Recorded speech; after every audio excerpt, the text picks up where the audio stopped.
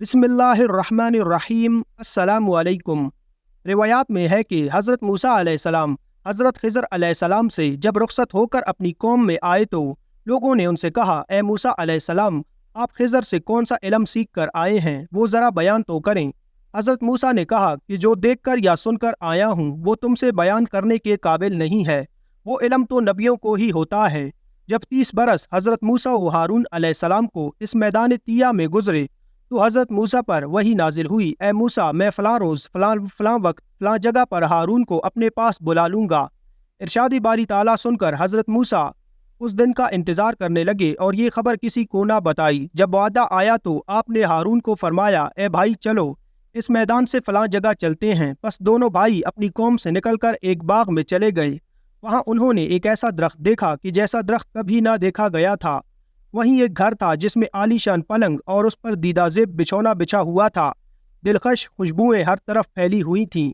जब हारून अलैहिस्सलाम ने घर और उसमें ताज्जुब-अंगेज़ अशिया को मुलाहिज़ा फरमाया तो भाई से कहने लगे, ए मूसा, मेरा दिल चाहता है मैं इस पलंग पर कुछ देर आराम कर लूँ। मूसा ने कहा, सो जाओ, मुझे डर है कि घर का मालिक मुझे डांटेगा, आप भी मेरे साथ आ जाएं। चुनाचा दोनों उस पलंग पर लेट गए। कुछ ही लम्हों में हज़रत हारून अलैहिस्सलाम की रूह कब्ज़ कर ली गई। हज़रत मूसा इस पलंग से नीचे उतरे तो पलंग को हज़रत हारून समेत आसमान पर उठा लिया गया। हज़रत मूसा इसके बाद अपनी कौम में वापस पलट आए। कौम के लोगों ने जब हज़रत मूसा अलैहिस्सलाम को अकेले वापस आते देखा तो पूछा, हारून अलैहिस्सलाम कहाँ हैं? आपने कहा, हारून अलैहिस्सलाम की वफ़ात हो गई है। कौम के लोगों ने कहा, आप झूठ बोलते हैं, वो मरे नहीं, शायद आपने ही उन्हें मारा है। हज़रत मूसा अलैहिस्सलाम को ये सुनकर बहुत सदमा हुआ। आपने अल्लाह ताला के हुजूर दुआ फरमाई, तू जिस तख्त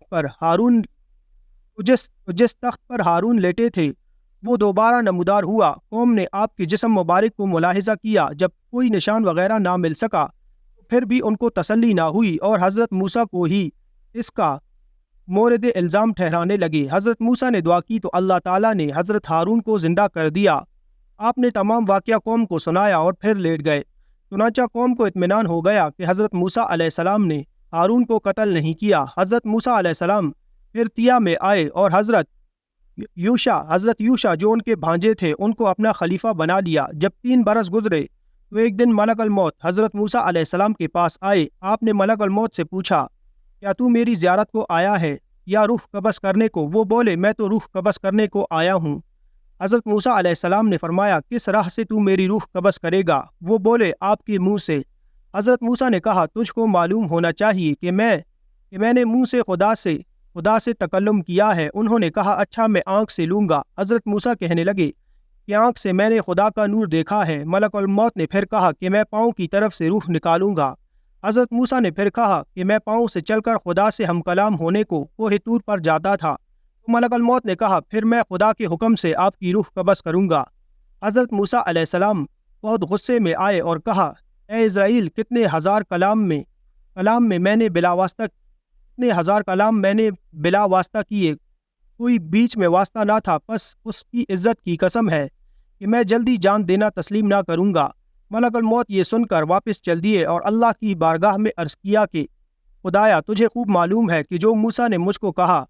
फिर खिताब आया कि ए मूसा, तू मेरी तरफ आने को राज़ी नहीं है? वो फ़ौरन बोल उठे, ए मेरे परवरदिगार, मैं राज़ी हूँ, मगर एक बार तेरे दीदार की तमन्ना रखता हूँ कि मैं कोहे तूर पर जाकर मनाजात और शुक्र करूँ और वहीं तेरा कलाम सुनूँ। हज़ार जान मेरी फ़िदा हो तेरे कलाम पर। बस हज़रत मूसा अलैहिस्सलाम ने खुदा के हुक्म से कोहे तूर पर जाकर अर्ज़ की, खुदाया, मैंने अपनी आल और उम्मत तुझको सौंपी, इसको तू अपनी रज़ा पर रखियो और इनको माले हराम से भी बाज रखियो और इनको रिज़्क़ हलाल अता करना, क्योंकि मेरी उम्मत नातवां है। बस निदा आई, ए मूसा, ज़मीन पर असा मार। आपने असा मारा तो ज़मीन से पानी का चश्मा उबल पड़ा और उसमें से एक काला पत्थर नमूदार हुआ। आपने उस पत्थर को असा मारा तो उसमें से एक कीड़ा निकला जो कि अपने मुंह में घास लेकर अल्लाह का जिक्र करता हुआ तस्बीह पढ़ रहा था। चुनांचे इरशाद हुआ, ए मूसा, जब मैं तहतल सरा में पत्थर के अंदर मौजूद इस कीड़े को रिस्क मुहैया कर रहा हूँ तो तेरी उम्मत को कैसे भूलूंगा? ये सुनकर हज़रत मूसा खुशी कोहे तूर से नीचे उतर आए। राह में देखा कि 7 आदमी एक कब्र को खोद रहे हैं। उनसे पूछा, तुम किस वास्ते ये कब्र खोदते हो? उन्होंने कहा, ये कब्र خدا کے دوست کے لیے کھودتے ہیں، تم بھی آؤ اور اس میں شریک ہو کر ثواب حاصل کرو۔ جب وہ قبر تیار ہو گئی تو انہوں نے حضرت موسیٰ علیہ السلام سے کہا کہ جو صاحب قبر ہے وہ تمہارے قد کے برابر ہے، ایک بار تم اس میں اتر کر دیکھو تمہارے قد کے برابر ہوئی یا نہیں۔ تب حضرت موسیٰ علیہ السلام نے قبر میں اتر کر لیٹ کر دیکھا اور پھر کہا یہ کیا خوب جگہ ہے، کاش کہ یہ قبر میرے لیے ہی ہوتی تو کیا خوب تھا۔ اسی وقت حضرت جبرائیل نے ایک سیب بہشت سے لا کر حضرت موسیٰ علیہ السلام کے سامنے رکھ دیا۔ انہوں نے اس کو سونگھا اور فوراً جام بحق تسلیم ہو گئے۔ فرشتوں نے ان کو نہلا دہلا کر کفن پہنایا اور نماز جنازہ پڑھ کر اسی قبر میں دفنا کے قبر کو چھپا دیا، اس لیے کوئی نہیں جانتا کہ حضرت موسیٰ علیہ السلام کی قبر کہاں ہے۔ کچھ دیگر روایات میں ہے کہ جب حضرت اسرائیل حضرت موسیٰ علیہ السلام کی روح قبض کرنے کو آئے تو حضرت موسیٰ نے ایک زوردار تمانچہ حضرت اسرائیل علیہ السلام کے چہرے پر دے مارا، جس کی وجہ سے ان کی آنکھ باہر آ گئی۔ حضرت اسرائیل علیہ السلام واپس لوٹے اور جناب باری تعالیٰ میں عرض کی، الہی تجھ کو معلوم ہے کہ موسیٰ علیہ السلام نے مجھ کو تمانچہ مارا جس سے میری آنکھ جاتی رہی، اگر وہ تیرا کلیم نہ ہوتا تو ہم دونوں آنکھیں نکال دیتے۔ بس ندائی، اے اسرائیل علیہ السلام، تم جا کر موسیٰ کو کہو کہ تم کو حیات دنیا منظور ہے تو بھیڑ یا بیل کی پشت پر ہاتھ رکھ کر دیکھو کہ کتنے بال نیچے آتے ہیں، جتنے بال تمہارے ہاتھ کے نیچے آئیں گے ہم اتنے سال زندگی بڑھا دیں گے۔ حضرت موسیٰ نے جب یہ پیشکش سنی تو کہا بالآخر موت ہے تو ابھی روح قبض کر لو۔ دوستو، حضرت موسیٰ علیہ السلام نے تقریباً 150 برس عمر پائی۔